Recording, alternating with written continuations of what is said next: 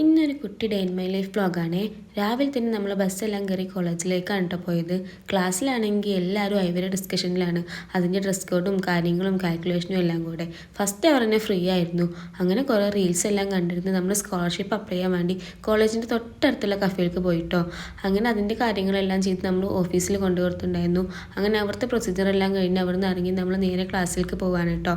ഇന്നാണെങ്കിൽ കോളേജിലെ campus interview നടക്കുന്നുണ്ട്. അപ്പോൾ അതിൻ്റെ ടോക്കൺ കൊടുത്ത് CV എല്ലാം കയ്യിൽ പിടിച്ച് നമ്മൾ ഇൻ്റർവ്യൂ ഹാളിൽ വെയിറ്റ് ചെയ്തിരിക്കുകയാണ്. അങ്ങനെ അവർ ഇൻ്റർവ്യൂ എല്ലാം കഴിഞ്ഞ ശേഷം നമ്മൾ ഫുഡ് കഴിക്കാൻ പോയി. എല്ലാവരും കൂടെ ഫുഡ് കഴിച്ച് നേരെ കയറിയത് ലാബിലേക്കാണ് കേട്ടോ.